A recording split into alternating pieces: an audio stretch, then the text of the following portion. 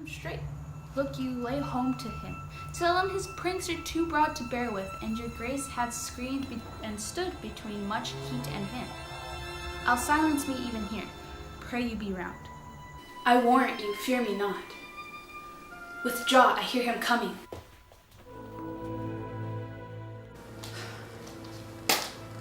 Now, mother, what's the matter? Hamlet, thou hast thy father much offended. Mother, you have my father much offended. Come, come, now you answer with an idle tongue. Go, go, you question with a wicked tongue. Why, how now, Hamlet? What's the matter now? Have you forgot me?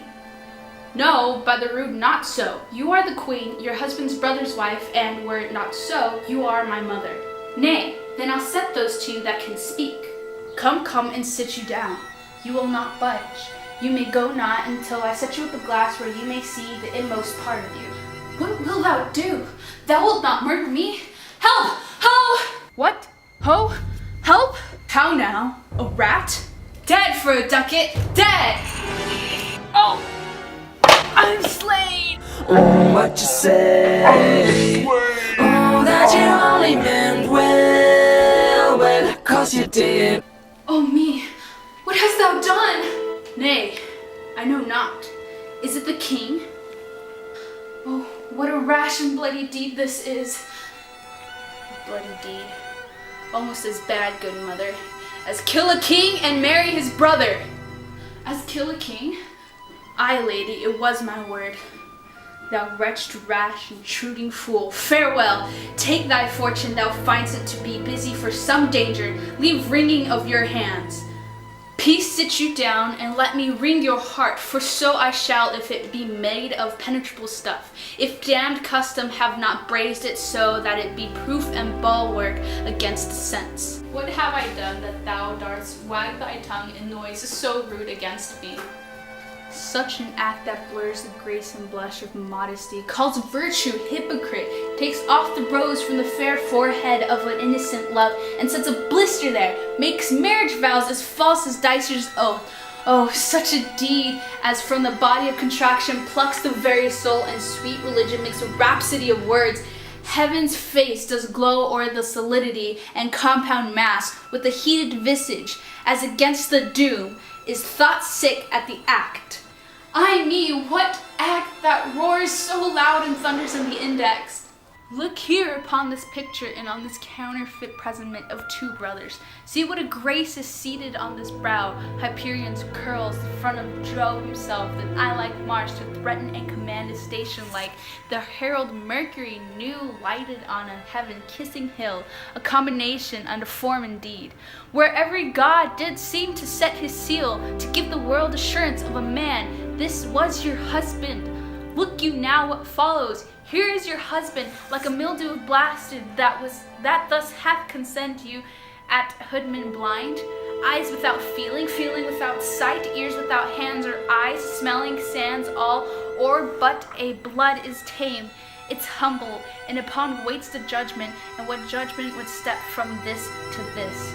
Since sure you have, else could you not have motion, but sure that sense is apoplexed, for madness would not.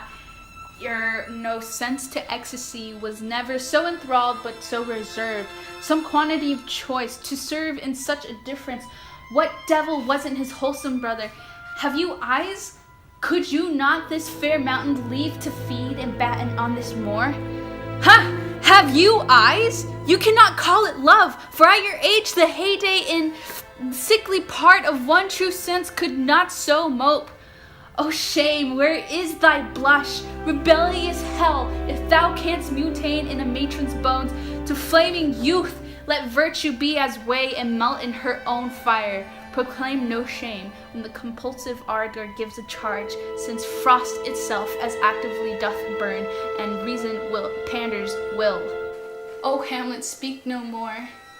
Thou hast turned my eyes into my very soul, and there I see black and green spots, and will leave there their taint.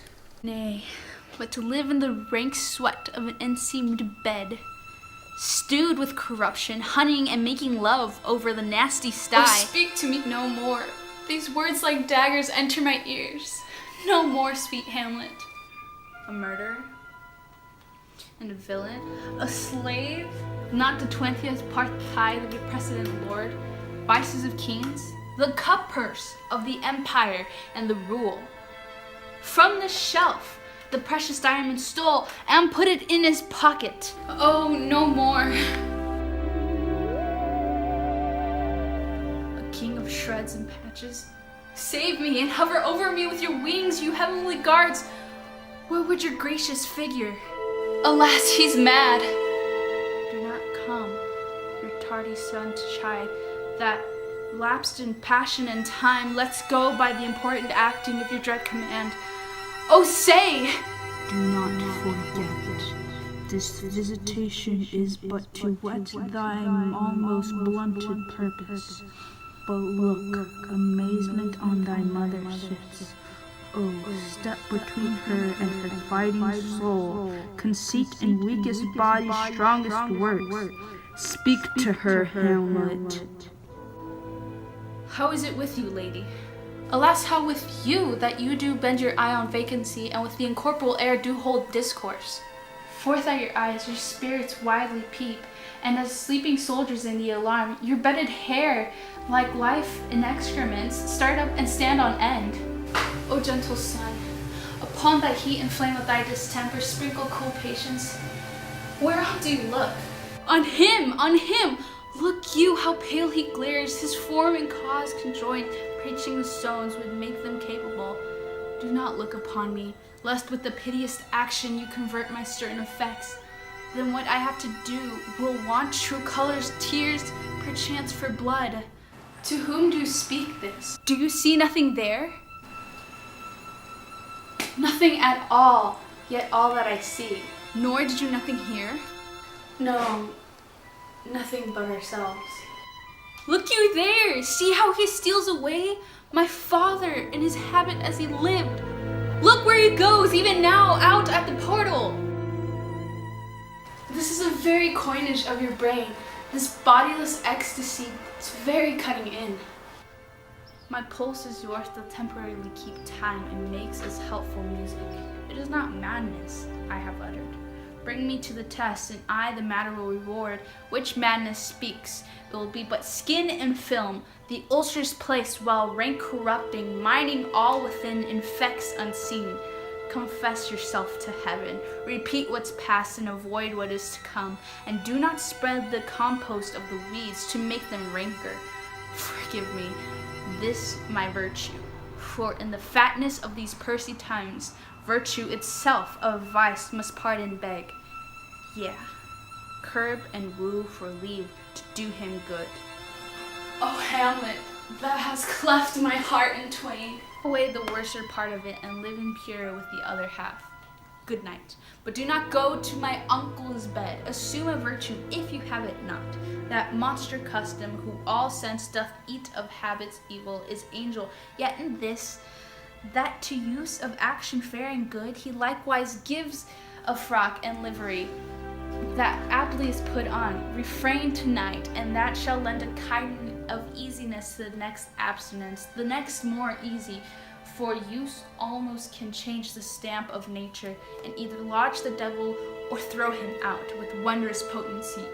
Once more, good night, and when you are desirous to be blessed, I'll blessing beg of you, for this same Lord I do repent, but heaven hath pleased it so to punish me with this, and this with me, that I must be their scourge and minister. I will bestow him and will answer well the death I gave him. So again, good night. I must be cruel only to be kind. This bad begins and worse remains behind. And word more, good night. What shall I do?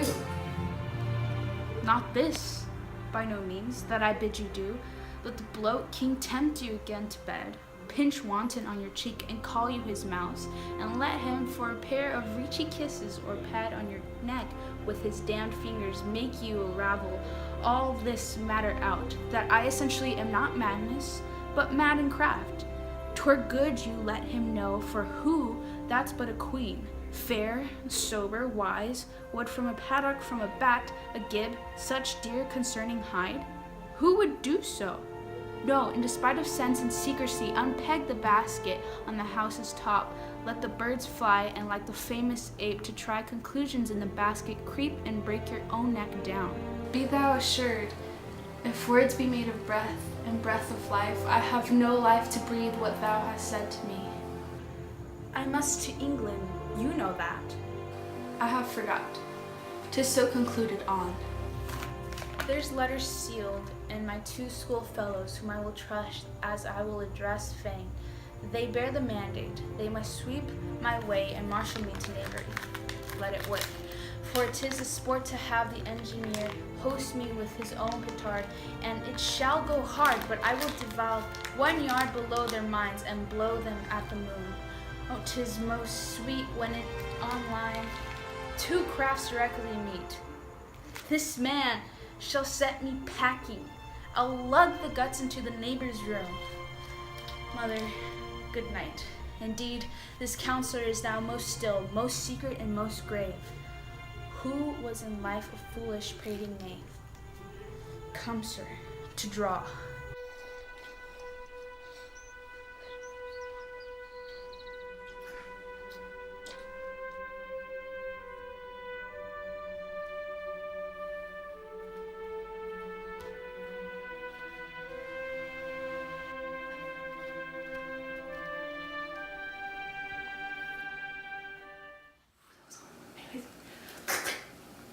How now, Hamlet? Why?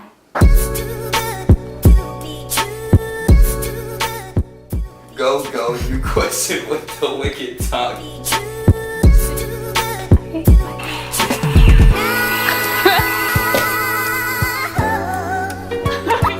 Too